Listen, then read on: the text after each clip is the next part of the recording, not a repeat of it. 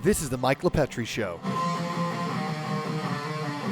Nassau County property taxes are way too high. That's why you need Reassessment and Evaluation Services, Inc., the #1 tax grievance provider that offers personal service and high success rates. Grieve your taxes now before the deadline on March 1st, 2024. Call today for more info, 516-742-5180, or apply online at reassessmytaxes.com. Winters Brothers Waste Systems, the premier solid waste and recycling company on Long Island, servicing commercial, residential, industrial, and municipal customers across Nassau and Suffolk County. Locally owned and operated since the 1950s, over the last 70 years, Winters Brothers has built a network of regional operations, including multiple hauling locations, 6 recycling centers, and 9 transfer stations. Winters Brothers, solid and sound financial footing, a talented and professional team, top shelf equipment with top-notch service to Long Islanders. Go to wintersbrothers.com for more information today. What's up, everybody? I'm back. You're back. Let's do this. Mike's Monologue, January edition. I want to go to a recap of what's been happening in 2024 thus far, which has been nuts in terms of international crisis, southern border crisis.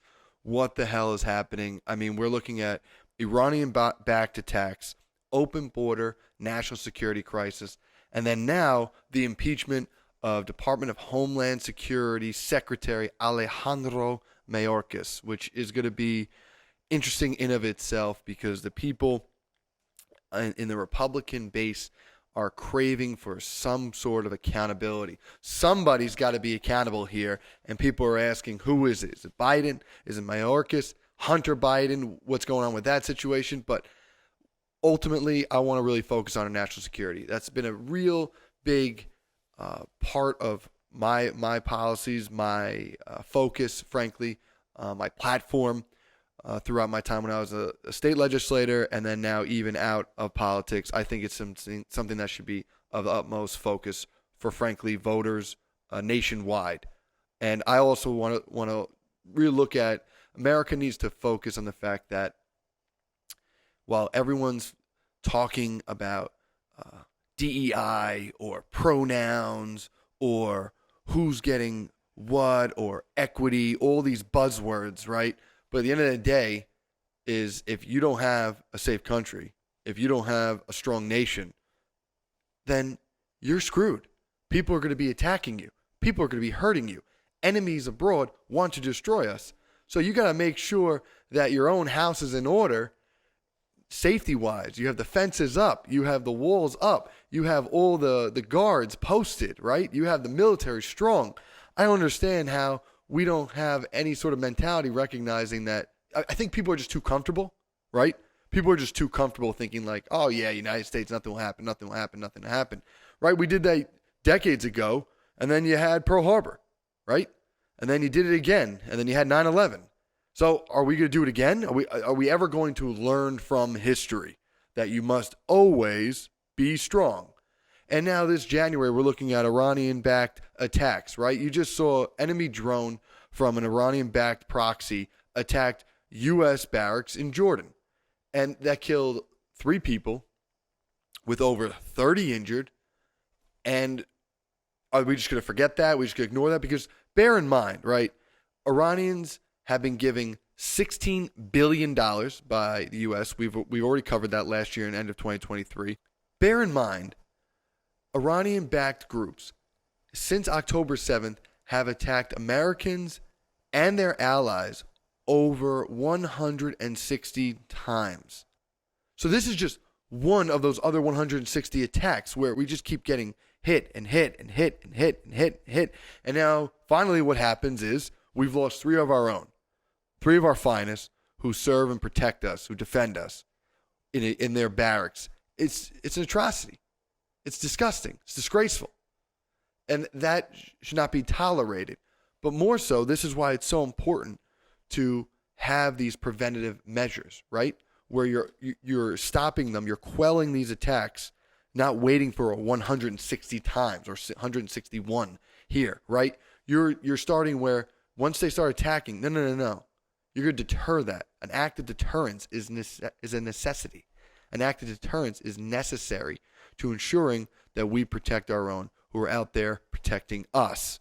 And we need more of that. And that's what leadership is supposed to be, right? Leadership is supposed to take action and execute accordingly policies that will ultimately defend those who are defending our freedoms. So these different Iranian-backed proxies, you have Hezbollah from the north, you have Islamic Jihad in Gaza alongside Hamas, and then you have the Iranian-backed attacks that you've been seeing by the Houthis in Yemen, in the Red Sea, where they're attacking commercial, they're attacking our economy in ways that are international, in their sphere, in their spectrum where they feel comfortable. See, the minute they expand out, that's where they weaken. They know that, right? This is their home that they feel comfortable, and they have the backing. Lebanon, Yemen, Iraq, Iran, all in those areas that they feel they have the support of each other and the coordination. But outside of that, they don't have that anymore. They don't have that strength. So they're just focusing on there and trying to piecemeal attack our people who are smaller than outside areas where we might have larger contingencies, larger factions.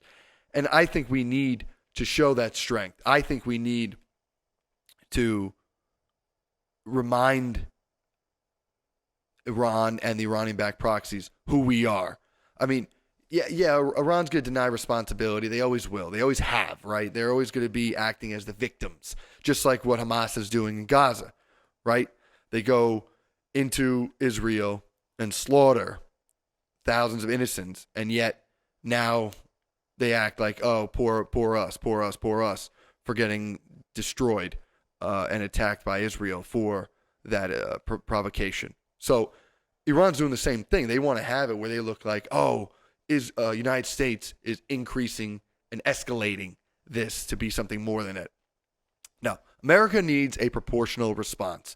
They have to attack the senior Iranian Revolutionary Guard Corps in Syria, in Iraq, like we did in 2020 with Soleimani, right? We need to go after them saying, okay, those heads of the snake will get cut off, period, the end.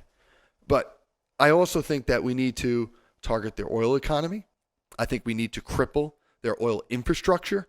Those are key aspects as well. So I don't think it's one or the other. You need both to come in and weaken Iran. Remember, back in 2019, under Secretary Pompeo, within the Trump administration, we hurt Iran's oil economy. We crippled them with sanctions. But what happened is now with the Biden administration, they've relaxed many of those sanctions that has allowed Iran to get back to full strength. I mean, think about that. And what are you seeing now, right? There we go again, funding all these militant groups, funding all these attacks, going after Israel, going after us, going after our allies, because they're now stronger. They have the money. They can spend it. So you have to go after, yes, target them with deterrence with hard military power in these locations in Syria and Iraq. But then at the same time, then you're also going after oil infrastructure and taking away their purse, the power of their purse.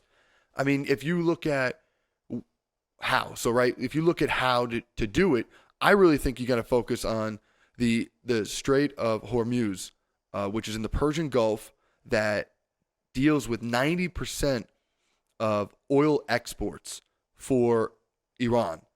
So if you're controlling that or crippling that, they can't get their oil, right? If they can't export their oil, or you're controlling how that's happening, or you're actually going after bad actors that are backdooring and creating a shadow mode of transportation for their oils, that's a way that's going to ultimately harm Iran again.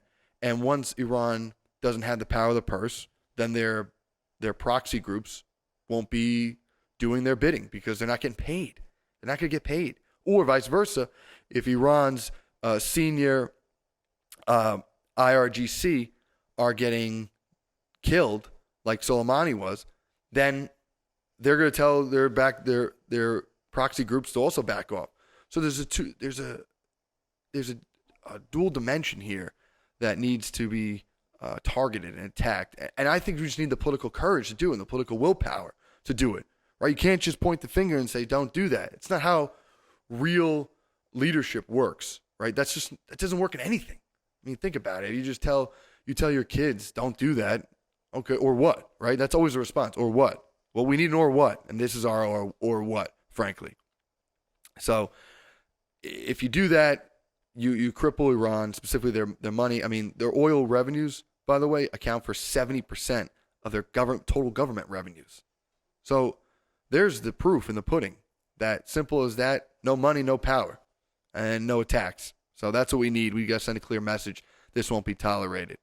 We have an open border national crisis I really want to harp on too, specifically with new data that's come out within the past few months that's been exposed. So I've been telling you in past monologues about border security, those on the terror watch list, the increased amount comparatively, but just to highlight even closer, after October 7th attacks, from October, November, and December, Border Patrol agents have apprehended 50 people on the terror watch list. That's mind-boggling. I mean, fiscal year 2023 alone, Border Patrol agents apprehended over 170 people on the terror watch list. I mean, juxtapose that between 2017 and 2020, during the Trump administration, only 30 individuals were caught on the terror watch list. Think about that. 3 years, 30 people, but then 3 months, 50 people. That's crazy, right? I mean, that's the difference right here. You got to look at it where it's these strong policies. I don't care what you feel about politics or not, Democrat, Republican. Just look at the numbers. Let the data speak. Facts speak louder than anything else, right? You can try to manipulate, switch it, but here's the facts, is that during the Trump administration, you had 30 people in 3 years that were apprehended on the terror watch list, and they're in the Biden administration in 3 months. You had 50 people who were apprehended on the terror watch list. That's scary to me. That should be scary because that's just people who are caught. Who's slipping through? Who's actually coming through that we didn't catch? And then what are they plotting? These are foreign agents. These are those on the who are known or suspected on the terror watch list. I mean, these are people that are looking to destroy innocent people. They don't care what race, color, creed, sexual orientation you are, religion. They want to destroy Americans. And that's what you have to recognize, is that it doesn't come down to, they're only targeting certain. They want to kill everybody. So, I mean, when are we going to learn, right? I'm worried about, is it going to be another 9/11? And I hope I'm wrong. I really am. I hope I'm wrong. But we have to be out there and be careful of what's ahead. If we don't make any changes soon, get ready. That's all I have to say about that. Get ready. And that's why House Republicans, going into what I was saying before, is that's why House Republicans are impeaching Department of Homeland Security Secretary Mayorkas. So they're going after him. The committee's going to be passed votes to bring it to the House floor. The House will be voting on it. They're going to impeach Secretary Mayorkas for 2 articles of impeachment for willfully disregarding immigration law, specifically ignoring mandated migrant detention and misleading Congress about the border and hindering inquiries into his actions. And the Republicans are looking at it saying, you have just had a willful disregard for protecting our citizens, for protecting our constituents, for protecting our homeland, as your main purpose is. So it's a dereliction of duty. And to be quite frank, I think it needs to send a message to others within the Biden administration and others within the executive branch as a whole, just recognizing, like, you will be checked. I mean, that is the very essence of separation of powers, right? Checks and balances, making sure that we have the legislature who's imposing a check on the executive branch. Likewise, the judiciary imposes a check on both of the other branches. So I think it's very important that what we're seeing here in 2024 is a setup where it will not be tolerated, and ultimately we want people to be held accountable. You and I are held accountable for our actions in our jobs and our careers. If we fail to do what we are hired to do, I think you should be outed. And I also think that leadership that is hiring these people, appointing these people, they need to be held accountable and checked on this too. So this doesn't just fall with Alejandro Mayorkas. This doesn't fall with just the Secretary Mayorkas. It's a whole dereliction, frankly, the Biden administration. That's why you're seeing low popularity. That's why there's quiet concerns about Biden, and there's real issues with him going forward into 24. So we're gonna see what occurs in the forthcoming 4 weeks. I'll see you guys then, and we'll do a recap of February. But ultimately, this was great. Thank you for listening. If you have any comments, reach out to me at Mike LaPetri on Instagram, Facebook. Looking forward to chatting with you. Happy to talk about any issues that you think are important that I should bring up. But be well and have a great February. See you soon.